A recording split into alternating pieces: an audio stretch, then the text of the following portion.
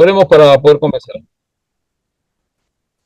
Oremos. Señor, te damos gracias por la oportunidad que nos das el día de hoy de poder reunirnos una vez más con la finalidad de poder estudiar las Escrituras.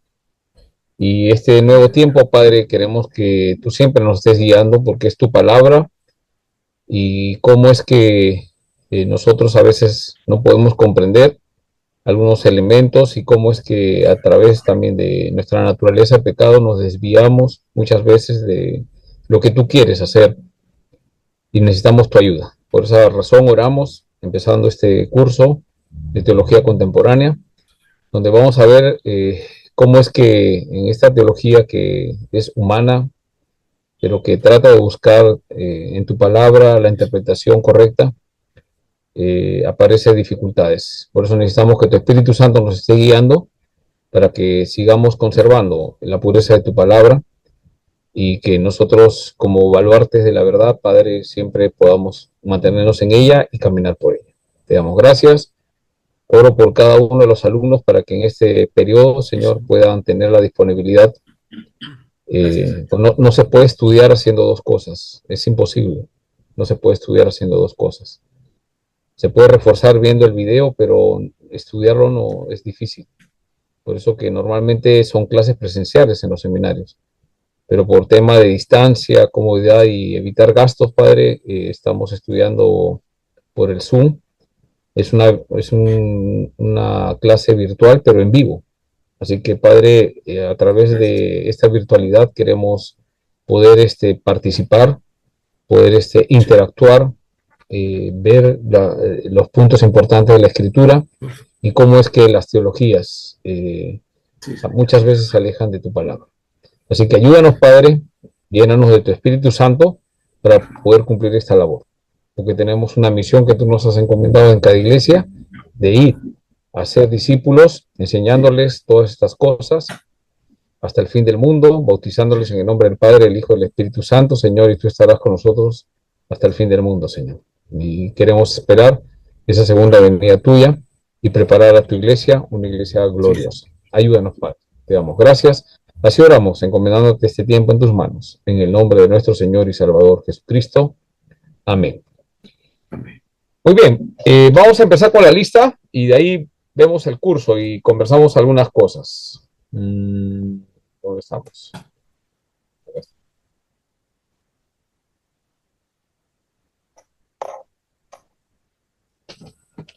A ver.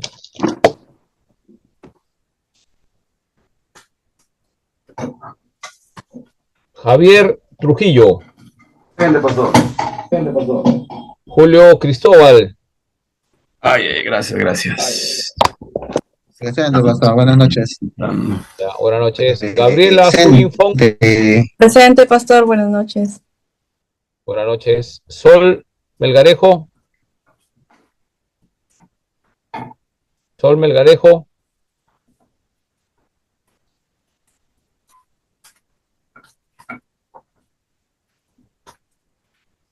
No está.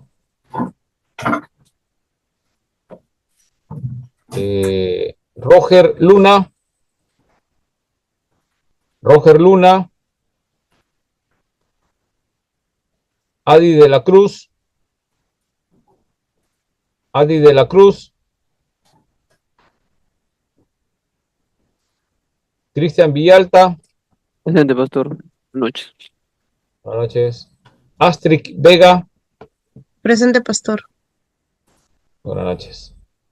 David Melgarejo. David Melgarejo. Yamil Girón. Yamil Girón. Leoncio Díaz. Presente, pastor, acá estamos. Buenas noches. Y Wilson Chapa. Presente, pastor. Buenas noches. Listo. Entonces guardamos este documento. Ya estamos. A ver. Muy bien, el curso que vamos a estudiar juntos va a ser Teología Contemporánea y Posmodernidad. Así le dicen algunos al curso Posmodernidad, pero en sí es Teología Contemporánea. Había estado programado con, si no me equivoco, con Pastor Luis Madrid, y de ahí me pidieron que pudiera abordar este tema por un tema ¿no? Del seminario. Y bueno, estamos acá, no hay ni un reclamo, ¿no? No hay problema, ¿no? Listo, entonces vamos a tratar de estudiar juntos este curso de Teología Contemporánea.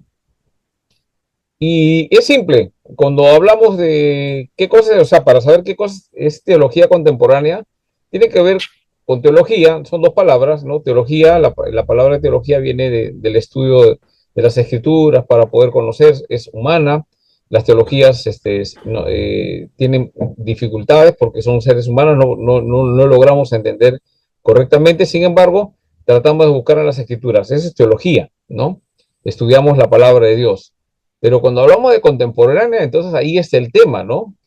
No sé si hemos estudiado teología sistemática, creo que sí, hemos estudiado, y hemos aprendido algunas doctrinas importantes dentro de la teología sistemática. Hay teología bíblica, ¿no? Hay varios elementos en la teología, ¿no? Teología práctica, teología pastoral, ¿no? Pero hay un área que se llama teología contemporánea, y lo contemporáneo tiene que ver con lo contemporáneo tiene que ver con que aparecen nuevas teologías, o sea, cuáles son las últimas teologías que hay, ¿no? ¿Qué era lo que entendía? Por ejemplo, la Iglesia Católica tenía una teología, ¿no? Cuando empezaron los apóstoles, había una teología. Los religiosos del Antiguo Testamento, los levitas, ellos leían las escrituras, las interpretaban, eso es teología, ¿no? Pero cuando llega Jesús, encuentra pues una serie de dificultades, ¿no? Principalmente en los grupos que enseñaban la palabra de Dios, ¿no? El pueblo de Israel, cuando leemos las escrituras,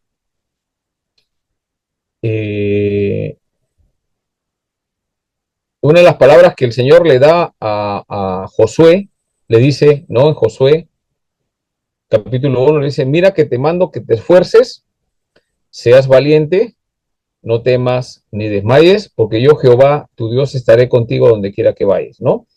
Y el versículo anterior le dice que es, ¿no? El versículo 8 le dice, nunca se aparte, ¿no? De tu boca este libro de la ley, sino que en ella meditarás, ¿no? De día y de noche, ¿no? Para que hagas conforme a esa palabra. Entonces, hay un mandato de la palabra de Dios a poder hacer esa palabra de Dios. Entonces, cuando uno escucha, tiene que ver qué es lo que tenemos que hacer. Entonces, le da una palabra, ¿no? Y le da la ley. Mira que este libro de la ley le dice, ¿no? Entonces, para Dios le da a Moisés, el sucesor va a ser Josué, ¿no? Y a partir de ahí todos tienen que seguir lo mismo, ¿no? Hasta que Dios dé una revelación directa. Entonces, para la gente de ese tiempo, Dios le dio el Pentateuco. Muy bien, entonces, empieza a avanzar y siempre el pueblo va a tener problemas. Cuando llegamos a Jueces, vamos a encontrar el problema dice que la gente llegó un momento que cada uno hacía lo que mejor le parecía. Eso se llama anarquía. Sin embargo, Dios está gobernando el pueblo. Y empiezan los jueces, ¿no? Empieza el pueblo a meterse en problemas, ¿no? Empieza Dios a enviar castigo, ¿no? El pecado, hay un ciclo que se repite en Jueces. Observamos, ¿no? Que el pueblo empieza a pecar, ¿no? Dios manda castigo, juicio. El pueblo clama a Dios y Dios envía un libertador, ¿no? Es un ciclo de 4 partes y se vuelve a repetir, ¿no? Por eso es que hay varios jueces, ¿no? Estoy mencionándolo a grosso modo. El problema era de que, digamos, había un sacerdote, Elí, ¿no? Elí, y el que lo cría a Samuel, ¿no? Samuel, el profeta, se conocen la historia, ¿no? El tema de Ana y cómo fue la concepción de él y todo, y lo entrega, ¿no? Lo entrega y lo cuida Elí, lo entrega porque lo dedica a Dios. Y es notorio que ya casi, ya Dios, ya Elí ya no entendía las cosas de Dios. Entonces Dios empieza a hablar y este pequeño Samuel, ¿no? Empieza a entender, ¿no? Tres veces lo despierta, él no sabe, pensaba que era Elí, conocen la historia, y Elí le dice, bueno, parece que Dios te está hablando, entonces dile, Señor, habla que tu siervo escucha, ¿no? Esa es la palabra que le dice y Dios empieza a revelarle a un pequeño todo lo que va a pasar, ¿no? Entonces, vemos que a través después viene el tema de Samuel va a traer palabra de Dios, etcétera, pero el pueblo ya está rebelde, ¿no? Entonces, la rebeldía viene desde el mismo los que enseñan la palabra de Dios, ¿no? Cómo lo han entendido, cómo están viviendo, etcétera, ¿no? Y conocen la historia de los reyes, buenos, malos, Dios envía juicio, la deportación, conocen la historia de la deportación. Entonces uno ahí va viendo a través de la historia de Israel que su teología, pues, llegaban a interpretar y hacer lo que Dios no había dicho, ¿sí? Hasta ahí se entiende. Y cuando llega Jesús, de ahí llega el último profeta con Malaquías, y de ahí un periodo, por favor, esto sí tenganlo en mente. ¿Cuál es el último profeta que está en las Escrituras? Porque por ese último profeta habla, ¿no? ¿Cuál Juan el es? Bautista. Malaquías, ¿Quién? Malaquías, Juan el Malaquías. Bautista. Malaquías.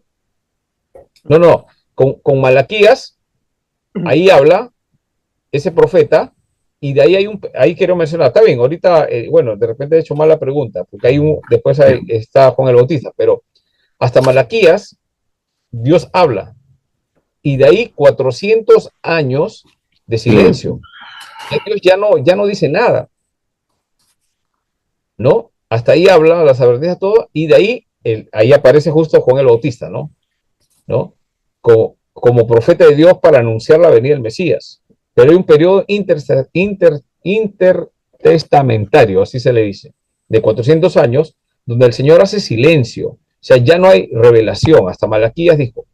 Y de ahí nuevamente manda a Juan el Bautista. Ustedes saben, ¿no? Cómo la gente le creía, algunos sí, otros no. Todo un tema, ¿no? Esa discusión con los fariseos, o sea, las instituciones religiosas, ¿no? Los colegiados, digámoslo así, los colegiados de ese tiempo, fariseos, saduceos, ¿no?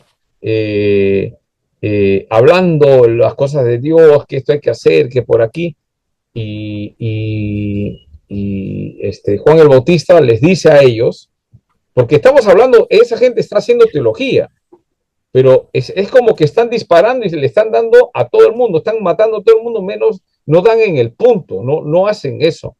Entonces, Juan el Bautista le dice, generación de víboras, ¿no? Generación de víboras, les dice, ¿no? A todos los religiosos de tiempo. ¿Quién les ha enseñado a huir de la ira venidera? Pues están desviadazos, ¿no? Arrepentidos, enderezad sus caminos. Ese es el mensaje profético de Juan el Bautista, ¿no? Arrepíntanse, generación de víboras, ¿no? Yo vengo a anunciar el camino del Señor, etcétera, y las cosas. Llega Jesús y se encuentra con ese grupo, ¿no? Y le dice, vosotros escucharon, yo os digo, ¿no? Con respecto al tema de lo que el Señor Jesús quería enseñar. Y a los fariseos, pues, los tildó de hipócritas, sepulcros blanqueados, ¿no? Ustedes dicen, pero no hacen, ¿no? Cambian mis mandamientos por tradiciones humanas. Yo hago una pregunta, si Jesús encontró eso en ese tiempo, se supone que empezó a enseñar y llamó a 12. A los 12 les dijo y ellos empiezan a continuar la sucesión apostólica, se le conoce esos apóstoles, no es sucesión apostólica, sino es los apóstoles, la era apostólica, perdón, disculpen, sucesión apostólica tiene que ver con Iglesia Católica, ¿ya? Por favor, borren esa parte del video. Es los apóstoles, es la era apostólica. Entonces, la doctrina de los apóstoles Es lo que ellos entendieron de Jesús. Y eso es lo que nosotros seguimos. Ahora, ahí empieza el problema. Las iglesias de Roma empiezan a reclamar la supremacía, ¿no? Bueno, sería que la reclamen para conservarla, ¿no? Llaman para conservarla, no, sino para empezar a poner, ustedes ya saben todo, y quiero resumirlo, ¿no? Y empieza a desviarse de tal forma que empiezan a cobrar el punto que rebalsa el vaso, es el cobro de indulgencias en el siglo XVI, siglo XV, ¿no? Siglo XV, siglo XVI, están cobrando para que los muertos no sean perdonados y del Hades puedan subir, y ya ustedes conocen la historia. Eso es la reforma, y la reforma, pues con Lutero, conocen la historia, dice vamos a regresar a las escrituras. Y ahí el punto clave en la reforma, y esa es mi pregunta, ¿cuáles son uno de los puntos más importantes que se trató, o uno de los principios de la reforma? Porque tiene que ver con teología contemporánea. ¿Cuál es? ¿Alguien puede mencionar? Bueno, uno de los puntos importantísimos era el asunto de cómo el hombre llegaba a ser salvo, ¿no? Ya, Entonces, la salvación. Martín Lutero plantea Romanos 1:17, Ya. y la Iglesia Católica tenía otra enseñanza, ¿no? Ya. La enseñanza de Lutero era porque encontró en las escrituras, en Romanos, escuchen, la clave es en las escrituras, o sea, encontró en las escrituras, o sea, volvió a las escrituras y hizo teología, leyó, interpretó y se dio cuenta que la salvación es por gracia, no por obras.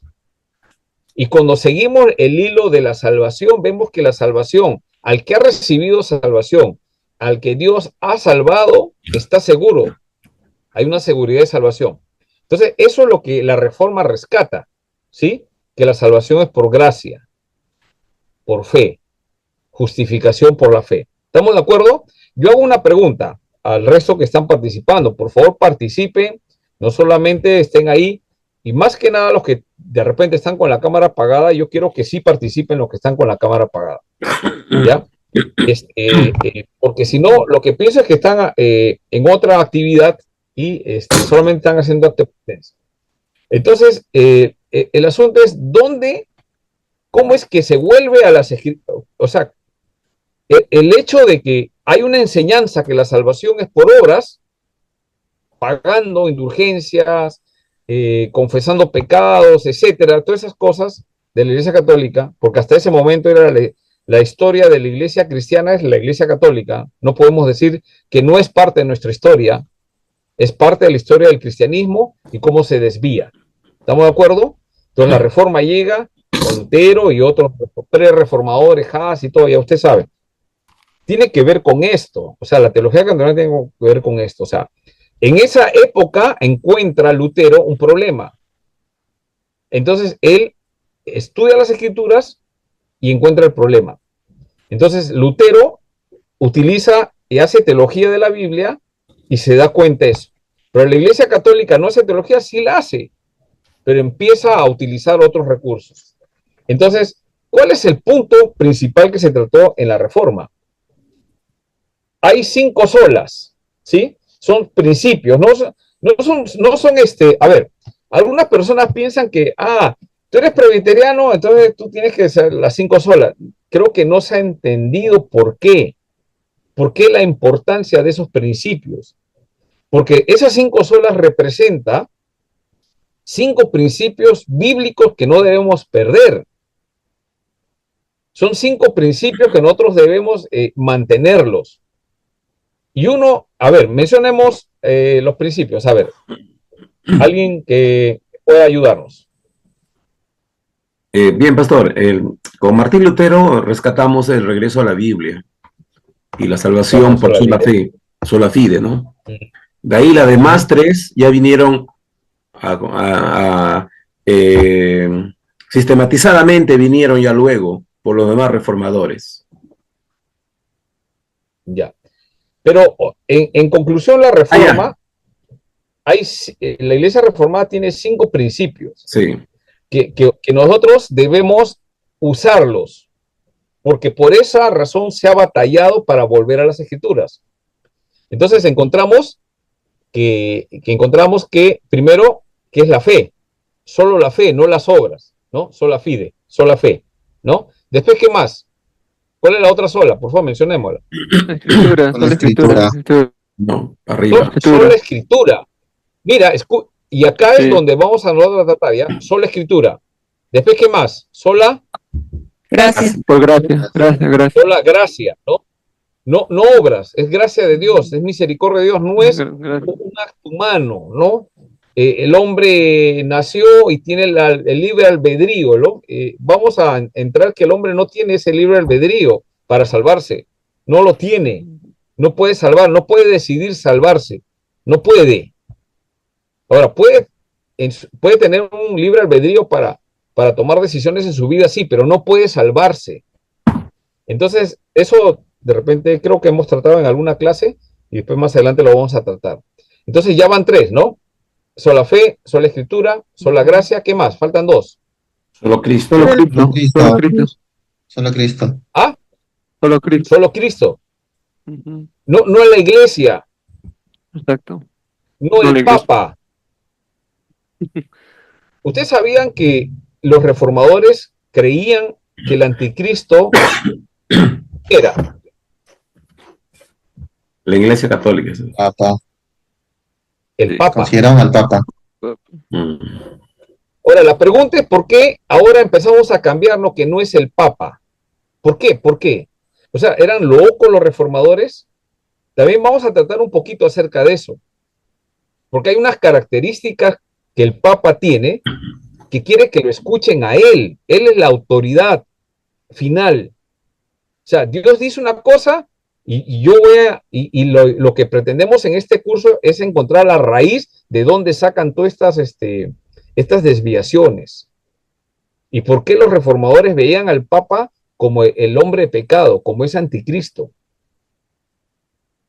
Y después vamos a conversar eso, ahorita no lo vamos a conversar. No es un tema de bronca, ¿no? Ah, yo le tengo bronca al Papa, ¿no? No, ya los papas ya no son europeos.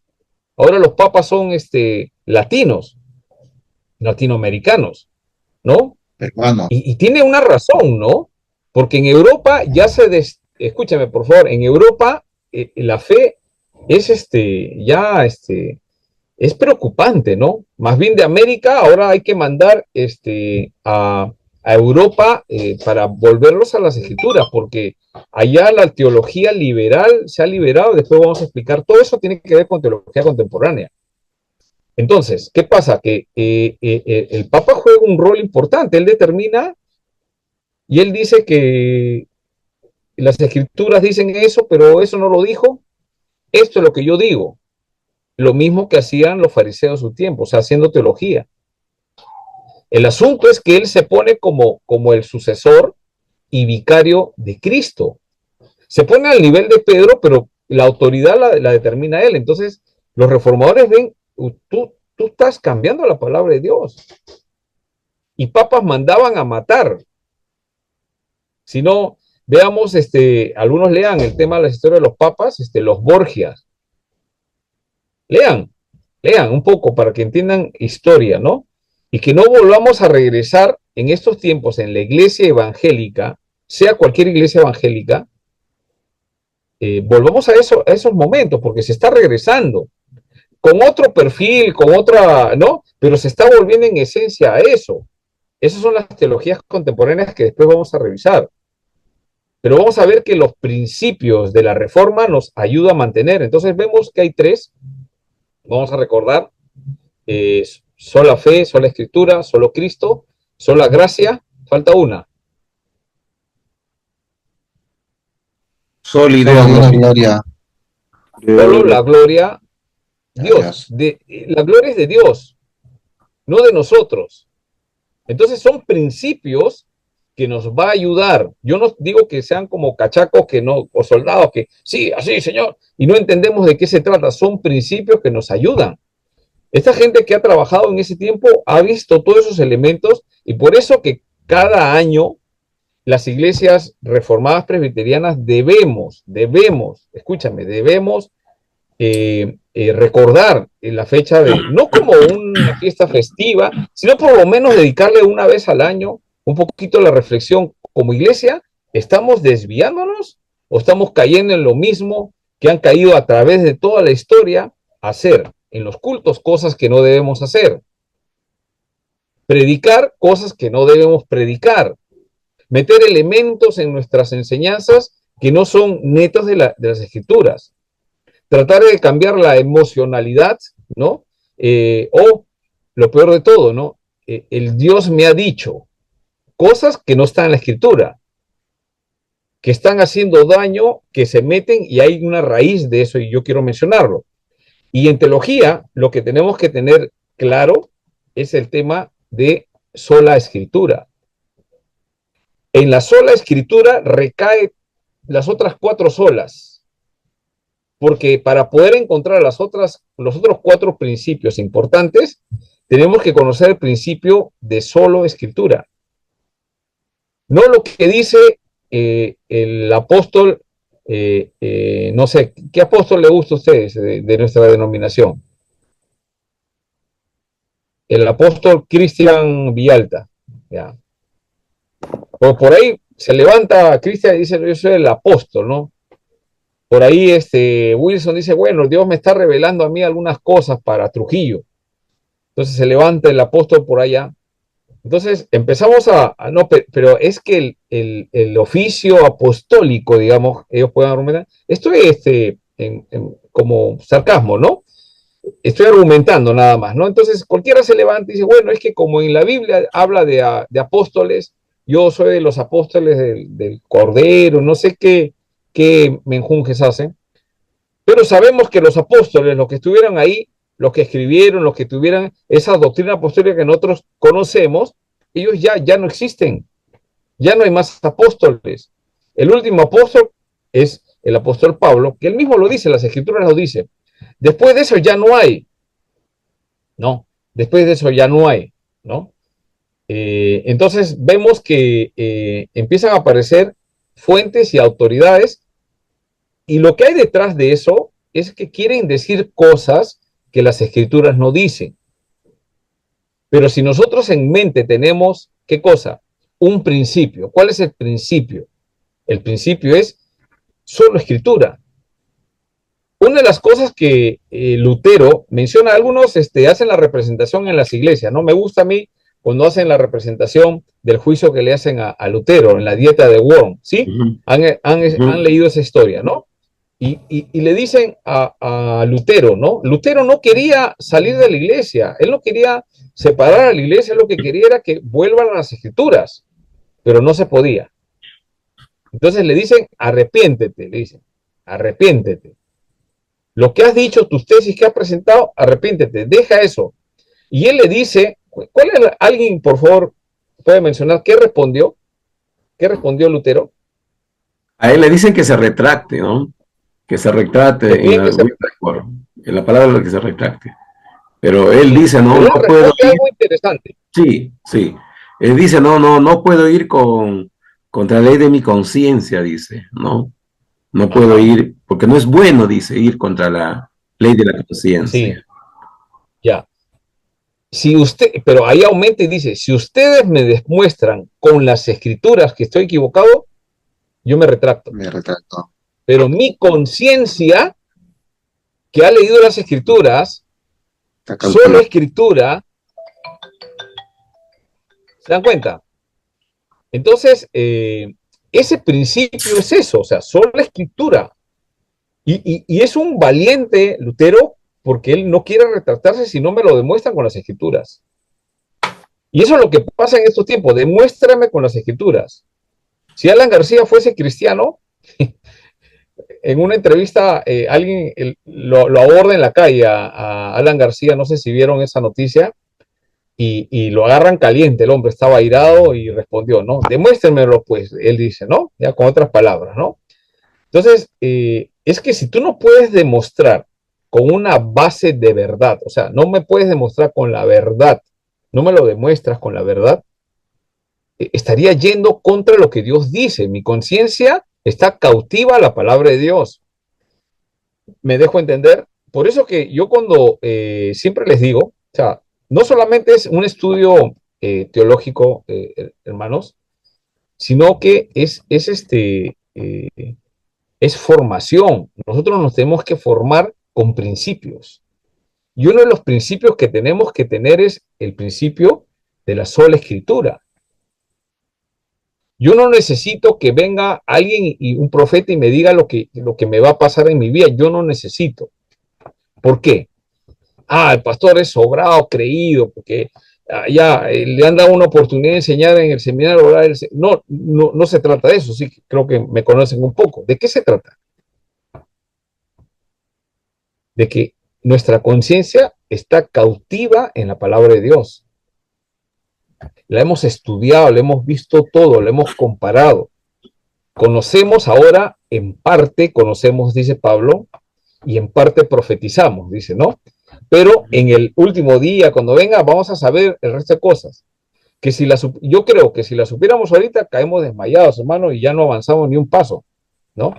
Pero el punto es que toda esa revelación que ha dado el Señor, ¿dónde está? En las Escrituras. 66 libros, 39 del Antiguo Testamento, 27 del Nuevo Testamento. Los Salmos, por ejemplo, ¿cuántos libros de Salmos hay? El Salmo es un salmo. El Salmo tiene 5 divisiones internas. Algunos le dicen 5 libros.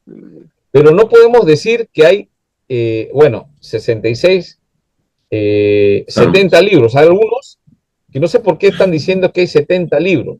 Y uno le dice, ¿pero por qué? Son 66. No, es que el Salmo son 5 libros. No, cuidado. Salmos, es un solo libro. Tiene 5 divisiones. Si Dios permite en algún momento estudiar el libro de Salmos, en libros poéticos, creo que ya han tenido, ¿no? Hay una división, pero es un solo libro, Salmos, una categoría, libro poético, ¿ya? Tiene sus razones por qué es un solo libro, 5 divisiones dentro de eso.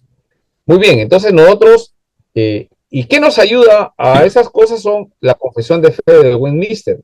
En la confesión de fe de Westminster dice que son 66 libros, 39 y 27. ¿Alguien lo ha trabajado antes? Por supuesto que sí.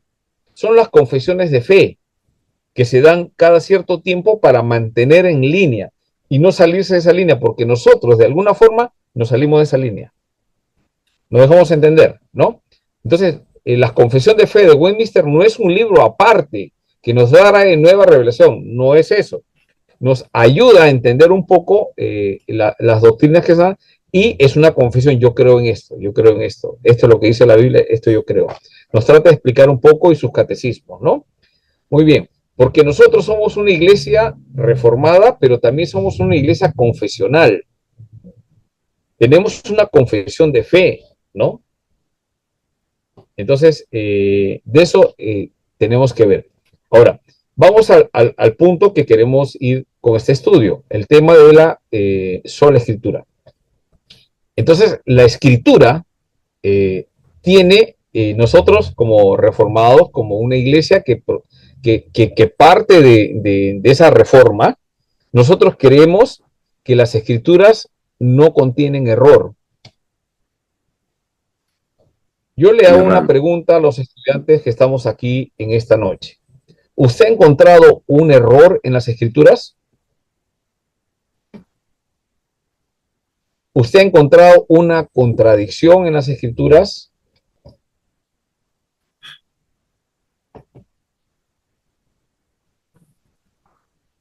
Por favor, es una pregunta. La escritura es inerrante. Hermano La Javier, escritura es inerrante. Ya. Es inerrante. O sea, inerrante no se equivoca. ¿Sí? Si no se equivoca, entonces lo más seguro es que nosotros nos estamos equivocando. Entonces, en la escritura vamos a encontrar, después vamos a ver al detalle, algunas aparentes, escúchame por favor, si ahí está grabando, los que van a ver la grabación nuevamente, estoy hablando correctamente, aparentes contradicciones. ¿Qué cosa es una contradicción? Es un texto que habla algo y otro texto como que se opone, se contradicen, pero no se contradicen. En la Biblia hay aparentes contradicciones. Y yo quiero mencionar una. Esta es una parte introductoria, ya solamente para presentar un poco qué es lo que vamos a abordar en el curso. Una aparente contradicción sería, por ejemplo, ¿no? La salvación es por gracia, ¿sí? Muy bien. Por medio de la fe, Efesios 2, 8, 9. Por medio de la fe, etcétera, justificación de la fe, vamos a verlo ahí. Pero encontramos en Apocalipsis, y no sé si alguien me puede ayudar ahí para leer, y aparece un pasaje en las Escrituras que dice, te borraré, y sabemos que la salvación no se pierde, damos la seguridad de salvación. Eso es para los que son salvos, para los elegidos. Dios ha elegido a alguien. Dentro de esos que ha elegido, esos elegidos, la Biblia le dice trigo. Pero entre el trigo, Jesús dijo que también el enemigo ha venido a sembrar, ¿qué cosa? Cizaña. Y los dos crecen en el mismo campo. Son muy parecidos, pero empiezan a hacer algunas cosas distintas. Entonces, por esos pasajes, esas parábolas, vamos a entender que hay uno que sí es salvo y hay otro que parece, pero no es. ¿Sí? Eso encontramos en la Escritura. Pero la Biblia en sí asegura la seguridad de salvación. O sea, los que son salvos, Dios los justifica. Después los persevera, la etapa de la perseverancia de los santos. Y al final, en la segunda venía, glorificación. Cuerpo glorificado y con él por siempre. Eso es lo que asegura las Escrituras, ¿no? Pero también escuchamos en las Escrituras que algunos van a venir y le van a decir al Señor, Señor, Señor, ¿no? Y el Señor va a decir, no todo el que me dice Señor entrará al reino de los cielos, sino el que hace la voluntad. Ahí, un poco relacionando con la parábola del sembrador, ¿no? La parábola de el trigo y la cizaña, ¿no? Entonces, esos que están haciendo cosas y hacen milagros, ¿ah? Pero no son salvos. Están haciendo lo que les da la gana, no están haciendo lo que Dios dice que hay que hacer. No son salvos, porque yo no los conozco, hacedores de maldad, le dice, ¿no? Entonces, es claro que la salvación no es que en algún momento el Señor decide quitarle por un pecado, no, eso no es bíblico. Todo lo que el Padre me da en mi mano, dice Jesús, yo no lo pierdo. Los otros son cizañas que están ahí, que creen que están jugando a la religión, ¿ya? Pero Dios ha elegido a algunos para salvación. Dios ha predestinado a algunos para salvación. Y como consecuencia, hay algunos que van a ser para condenación, porque no han recibido, han rechazado, han hecho lo que han querido, han jugado a la religión, ¿sí? Entonces, en el Apocalipsis encontramos un pasaje que dice, los borraré del libro de la vida. ¿Alguien lo encontró? Por favor, léelo.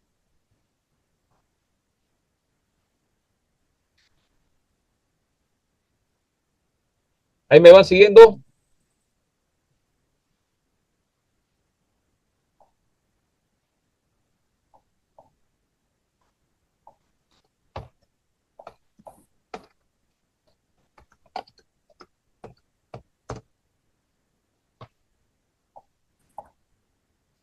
Tres cinco, Apocalipsis 3:5. Por favor, léelo, por favor. Dice así: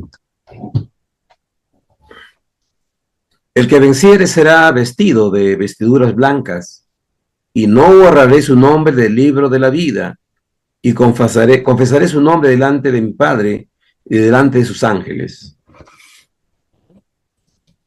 Entonces, ese versículo aparentemente,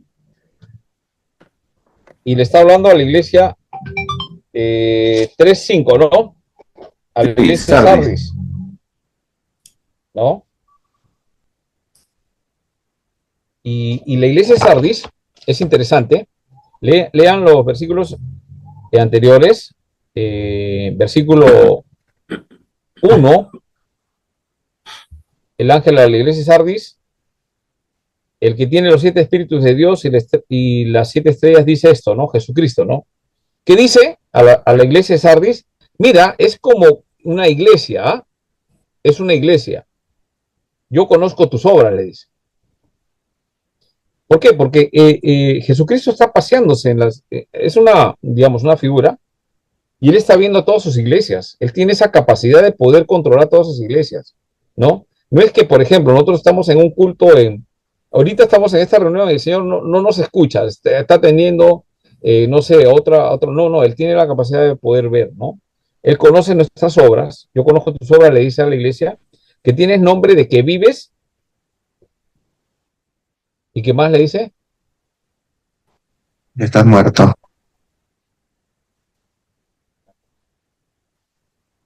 Parece que estás vivo, pero estás muerto. Lo mismo que Jesús le dijo a los fariseos, ¿no? Sepulcros blanqueados, o sea, por fuera están blanqueados, pues por dentro es pudedumbre, ¿no? O sea, ya está descompuesto, está muerto. Esa es la idea de esto, ¿no? El versículo 2 le dice, sé vigilante, y afirma las otras cosas que están para morir, porque no he hallado tus obras perfectas delante de Dios. O sea, están haciendo lo que quieren. Mira, esta iglesia recién, que está formándose, le dice, obras perfectas delante de Dios. Acuérdate, pues, de lo que has recibido y oído. Guárdalo, arrepiéntete. Una advertencia, ¿no? Pues si no velas, vendré sobre ti como ladrón y no sabrás a qué hora vendré sobre ti. Interesante la figura, ¿no? Versículo 4. Pero es interesante que esta iglesia, que parece que está viva, está muerta, que hay cosas que ya están por morir, otras que ya están ya agonizando, ¿no? Es una agüita tibia, ¿no? Ya pronto ahorita se enfría, ¿no? Gente tibia. En otro pasaje vamos a encontrar el tema del tibio, ¿no? Pero tienes unas pocas, ¿qué cosa? Personas. Tienes unas pocas personas en Sardis que no han manchado y andarán conmigo en vestiduras blancas porque son dignas.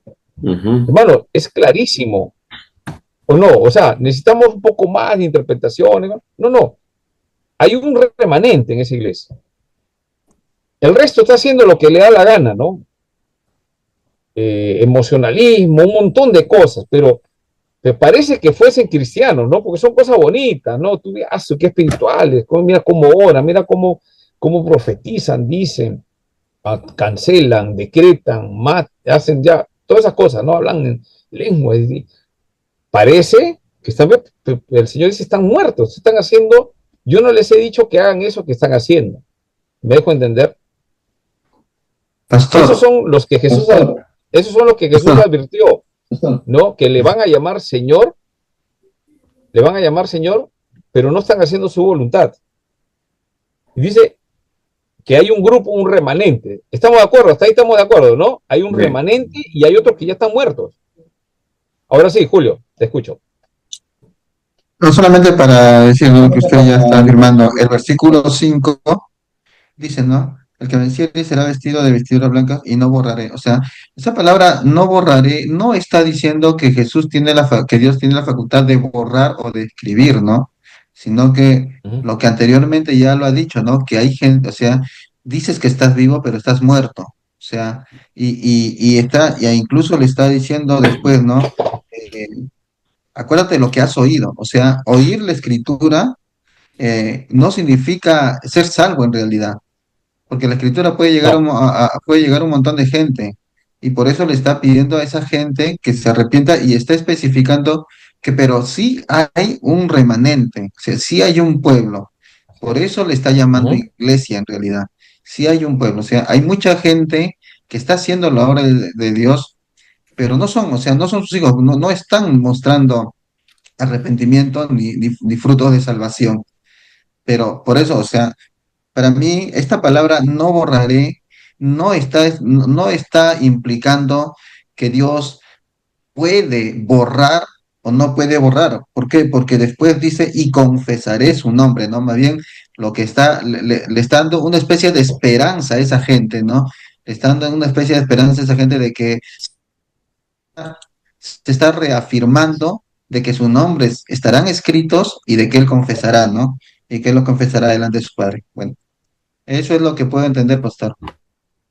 Sí, es correcto, ¿no? Entonces, sin embargo, cuando tú lo estás explicando, porque estás entendiendo la línea, o sea, hay principios que estás utilizando para entender el texto, pero otros de frente dicen, se puede perder la salvación, o sea, eso es lo que quiero decir, o sea, hay textos, hay infinidad de textos que dicen que la salvación no se pierde, pero utilizan entre otros, muy poquitos, que hay una aparente contradicción, ¿no? Te borraré del libro de la... es que el Señor, si tú pecas y sigues pecando, te va a borrar del libro de la vida. Nos tendría que borrar a todos, ¿no? Porque todos somos pecadores. Unos más, otros menos, ¿no? Otros están haciendo milagros y todo, pero no están en el libro de la vida. O sea, es todo un tema. Acá hay una aparente contradicción, aparente.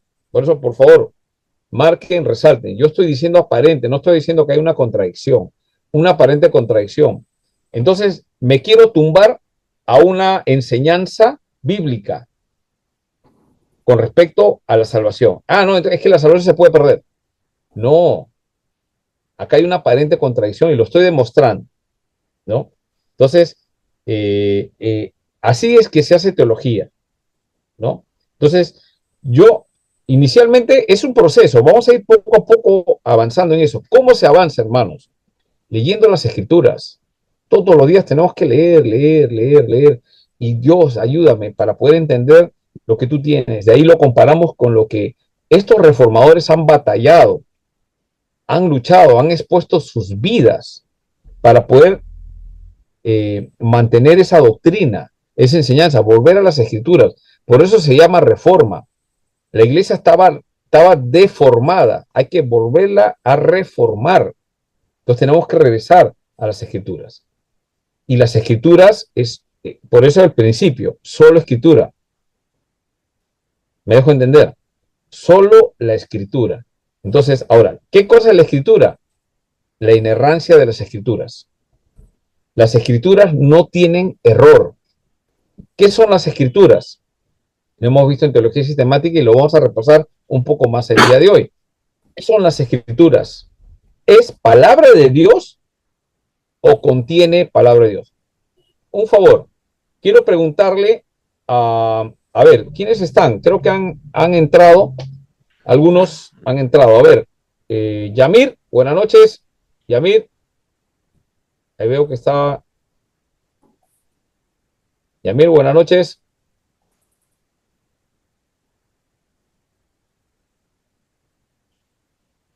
No, parece que no está. Zulin, buenas noches.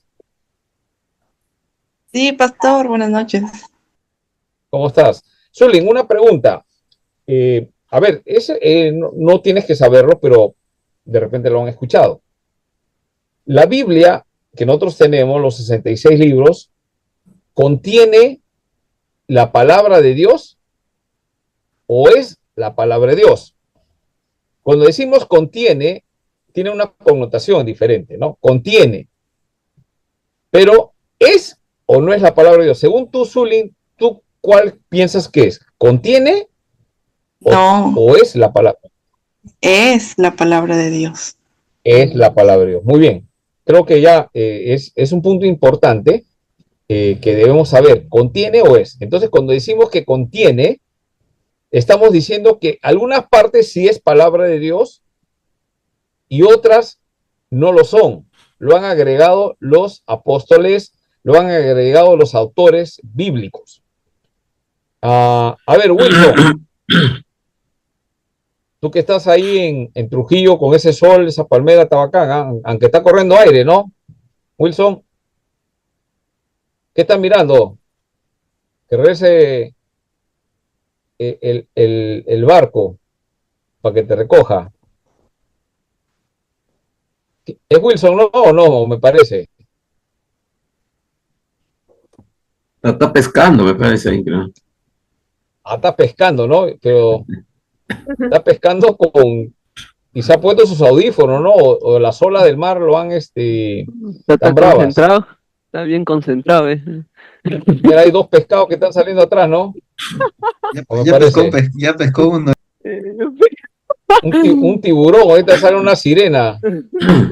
Ese está esperando, Ya, ese está bueno, esperando. claro. A eso digo, ¿no? O sea, estamos, pero no están escuchando. O sea, la responsabilidad de cada uno es estar conectados, estar atentos, ¿no? Por ejemplo, caso de Zully, ya, yo le pregunto y ella responde. Yo me doy cuenta que está ahí. Tienen que asegurarse de tener su cámara y tener su audio, ¿no? Para poder. Ahí está. ¿Qué pescaste, Wilson? Acá estoy, presente. Sí. No, que estamos viendo que estabas pescando, creo. Estabas de espaldas tirando tu anzuelo. Ay, o sea, no, playa. no. Estoy teniendo acá un trabajo y luego ya salgo ya para mi casa. Ya, estás, ya, bueno. Muy bien, entonces, escúchenme, la Iglesia Católica, ellos, ¿qué dicen de las Escrituras? Contiene. Entonces, ellos, ¿cómo tratan las Escrituras? Algunas cosas son de parte, después voy a explicar por qué. Es un poco complejo, pero es necesario que ustedes sepan. Entonces, hay ataques a la inerrancia de las Escrituras. La teología contemporánea que están apareciendo, lo que están haciendo es atacando la inerrancia de las Escrituras. O sea, las Escrituras no son suficientes. Necesitamos algo más, ¿no? Algunos encuentran en las Escrituras, son inspiradas por Dios, pero no todo, ¿no? Un día escuché a una persona, creyente de alguna iglesia, no sé de dónde, pero lo conozco, me hablaba de Pablo, y que Pablo, él, algunas cosas decía, no sé si ustedes han encontrado ese pasaje, no lo digo yo, está creo en 1 Corintios 7, si no me equivoco. A ver, 1 Corintios 7, 1 Corintios 7, cuando hablan del matrimonio, versículo 6, 7:6, 1 Corintios 7:6. A ver, Astrid, si me ayudas a leer, por favor. Están hablando de los problemas en el matrimonio, ¿no? Están hablando para evitar el tema del pecado sexual, de fornicación, cada uno tenga su mujer, ¿no? Cásense. Después a la mujer no tiene potestad sobre su cuerpo, el hombre tampoco. No se nieguen para que el enemigo no los tiente, etcétera, ¿no? Si se van a negar es por un tiempo, por mutuo acuerdo y es para la oración, ¿no? Versículo 6, ¿qué dice? Mas esto digo por vía de ay, ya. Mas esto Concesión. digo por vía de concesión, no por mandamiento. Muy bien.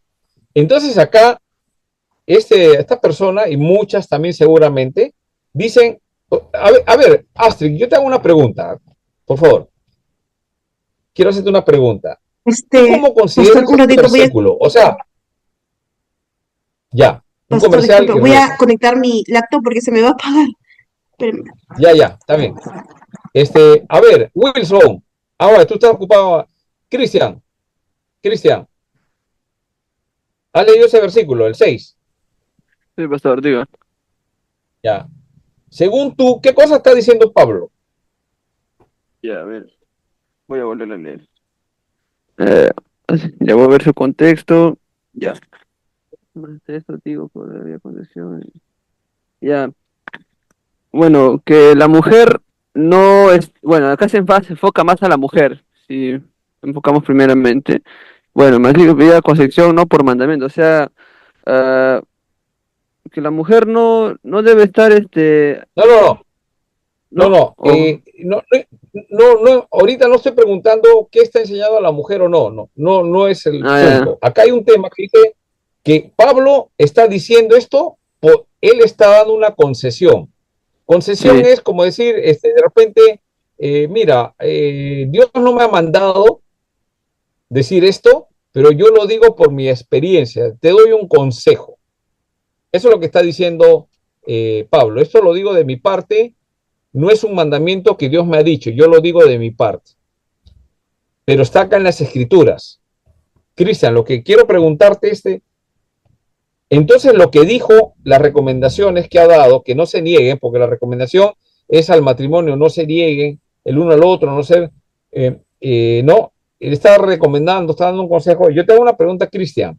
Entonces, ¿eso no lo consideramos como algo que tenemos que ponerlo en nuestras vidas? Yo pienso que sí, pastor, porque es una, por no decir una recomendación de Pablo para las parejas, para las personas como tal, en no poder hacerlo. Ya, Aunque Pablo no, que yo sepa, Pablo no lo ha vivido, pero lo vio, que es otra cosa. ya, Lo vio está y ahí recomendando. exactamente, lo está Cristian, pero la recomendando. pregunta es la siguiente, ¿esta recomendación de Pablo es palabra de Dios o no es palabra de Dios? Ah, ya. No, porque no es por mandamiento, como bien claro lo dice. Es palabra Ya, propia. eso Dios no se lo ha mandado, No, pero Pablo ha exactamente. recomendado. Exactamente. Sin embargo, mira, escúchame, y todos ya entendieron, ¿no? Sí, sí. Entonces, ¿es palabra de Dios o es una recomendación de Pablo? Esa era la pregunta, Astrid. Creo que sí me has escuchado. Entonces, Recomendación de Pablo. claro, Pablo no ha recibido esa revelación, pero en su experiencia y hay algo que lo guiaba a Pablo. ¿Qué cosa era? Eh, Espíritu. El Espíritu Santo. el Espíritu Santo, sí. Lo guiaba el Espíritu Santo, ¿correcto? Y él da una recomendación y ya está en la Biblia. Y nosotros decimos que todo esto es palabra de Dios. La pregunta es o no es eso, esa recomendación palabra de Dios que tenemos que obedecer. Claro. Sí es, O sí se es, sí es. equivocó Pablo. No, sí es. Es palabra de Dios. Sí, sí. Entonces lo que Pablo recomienda es palabra de Dios. ¿Por qué? Porque es un autor inspirado por el Espíritu Santo.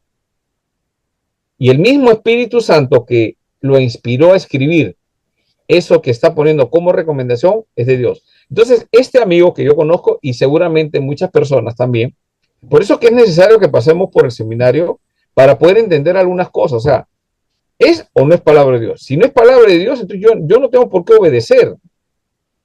Entonces, la mujer que se niegue, pues, que se niegue, que es esposo, ¿no? No, es que como eso lo recomienda Pablo, pero Pablo, ¿qué sabrá, pues?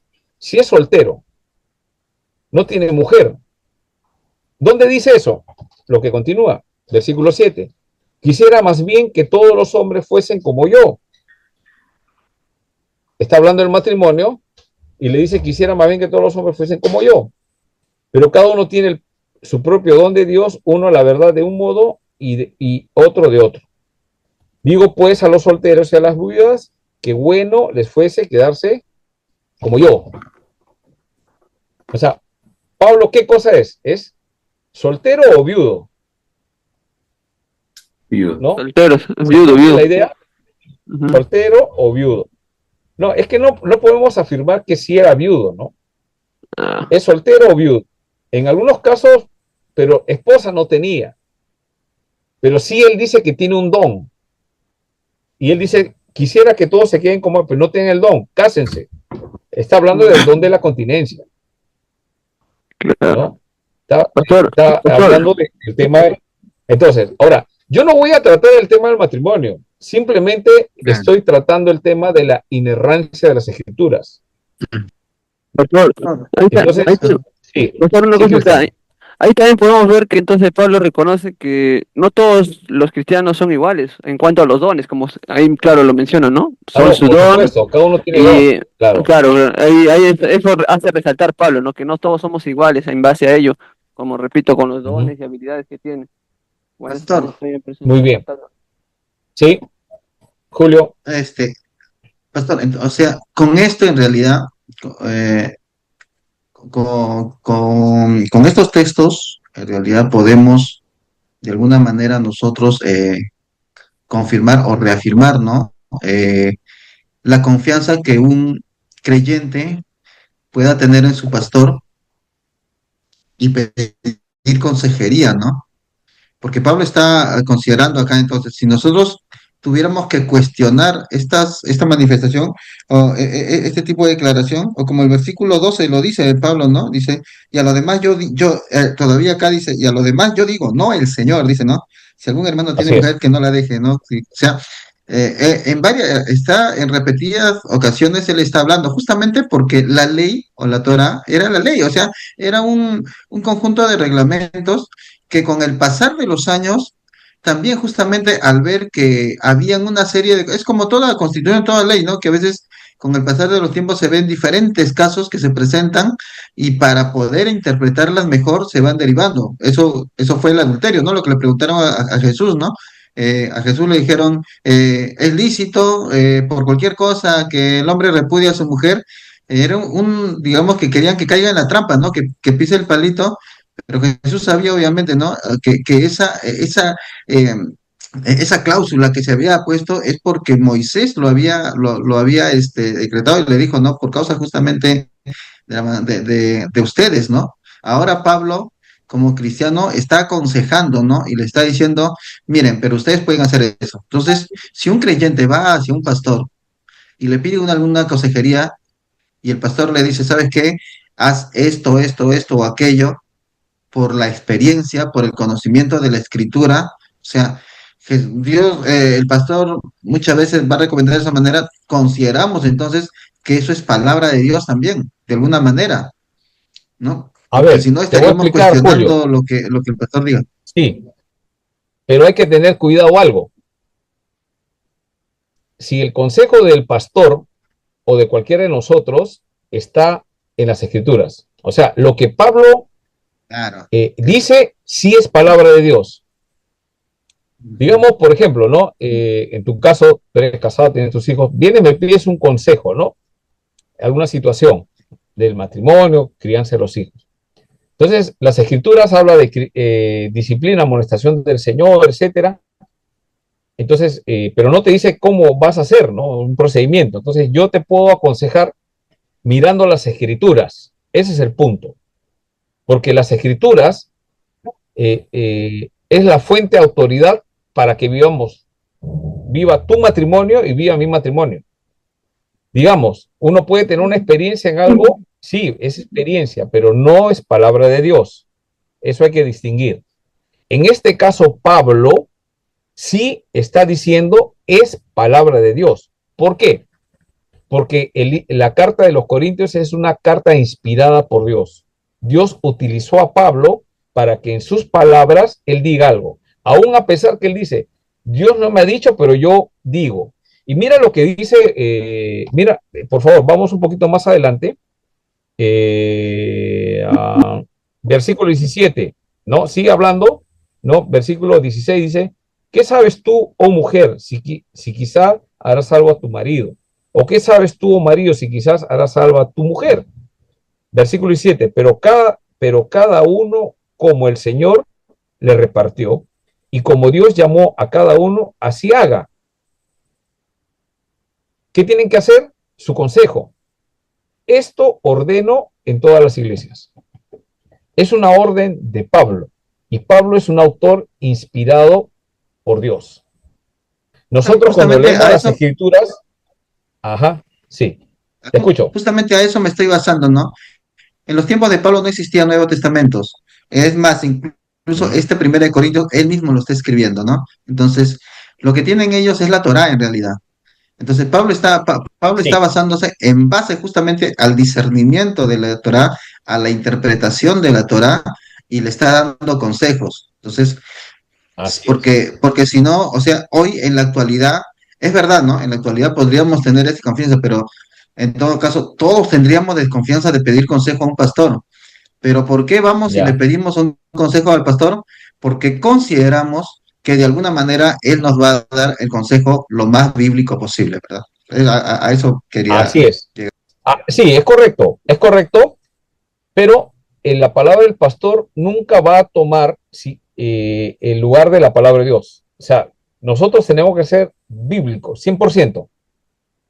Ahora, hay cosas que, por ejemplo, digamos, digamos, no sé, pues las cosas que pasan, es un ejemplo, ¿ya? No es una clase sobre matrimonio, pero digamos, pasa un problema matrimonial, ¿no? Pablo parece que no era ni para, yo pienso, es mi tema personal, pienso que sí era soltero, pienso. Ahora, algunos dicen que no podía ser soltero porque un fariseo tenía que ser casado. Sin embargo, hay registros que sí se podía. Bueno, no discutamos eso. El punto es de que Pablo es un autor inspirado. Nosotros, cuando leemos la Biblia, somos iluminados. Entonces, yo cuando digo una palabra, o ustedes en la congregación, estamos siendo iluminados por las Escrituras. O sea, nos da luces para entender las Escrituras. ¿Ya? Ahora, puede haber un problema matrimonial, por ejemplo, no sé, a ver, una situación, digamos, no sé qué puede, que no me viene a la mente un problema matrimonial ahora que podamos solucionar, ¿no? Por ejemplo, mi esposa no me dirige la palabra. Entonces, la Biblia dice, la mujer debe sujetarse. Entonces, digamos, yo le digo a Julio, tu esposa no te habla, anda, dile que tiene que sujetarse. Entonces la pregunta es, tú vas donde tu esposa y le dices, sujétate, y si es brava, creo que no lo es, sartenazo, ¿no? Si es brava, un sartenazo te va a volver, y tú vas a venir llorando, pastor, usted me aconsejó con la palabra de Dios que tiene poder, pero en vez del poder me han mandado un sartenazo. Mira, pastor, la palabra no tiene poder. Entonces, la Biblia dice que la esposa debe sujetarse. Ahí se ve la mujer sabia. Claro, pero la Biblia dice al marido, ama a tu mujer como Cristo amó a la iglesia. Entonces, si no te habla tu esposa, entonces digamos un consejo, ¿ya? Digamos, no es solamente un ejemplo, ¿no? Una suposición de solución. Yo le digo, mira, Julio, tú tienes que amar a tu esposa, aun a pesar que ella, digamos, tenga la culpa del problema y no te quiere hablar, está resentida, pero porque si es cristiana, ¿cómo se va a resentir, pastor? Ella tiene que sujetarse. No, es que tú tienes que amarla así. ¿Como quién, pastor? Como Cristo amó a la iglesia. Pero ella me tiene que pedir perdón. No, tú tienes que pedirle perdón, porque, ¿no? Ya sabemos. Entonces, es un consejo que yo estoy basándolo en mi entendimiento de las Escrituras. No me estoy yendo de frente a la rajatabla, no, sujétate. Entonces tú vas, no, porque ya sabes cómo va a salir mal, pero ámale, ¿no? Y eso va a demostrar a ella que tú eres un verdadero cristiano, aun a pesar que ella no te ha saludado, te está tratando mal. Es un momento, pues, ¿no? Ella se va a dar cuenta y Dios va a actuar en su corazón. Sabemos, ¿no? Otro ejemplo, ¿no? Entonces, ese es un consejo de, digamos, que está en la Biblia, no está, ¿no? Entonces, es un tema que hemos tratado de hacer, de interactuar varios versículos de la Biblia, ¿no? Por ejemplo, en la disciplina de los hijos, ¿no? Dice que tenemos que disciplinar, amonestarlos en la disciplina del Señor. La pregunta es ¿cómo? Entonces, ahí vienen las aplicaciones, ahí viene la experiencia, ¿no? Entonces, cuando hacemos un estudio de la crianza y disciplina, vamos a encontrar que hay, la Biblia nos dice en Proverbios que en el jovencito, la rebeldía está en el joven, ¿no? Y la forma como se corrige esa rebeldía, según Proverbios, ¿cómo es?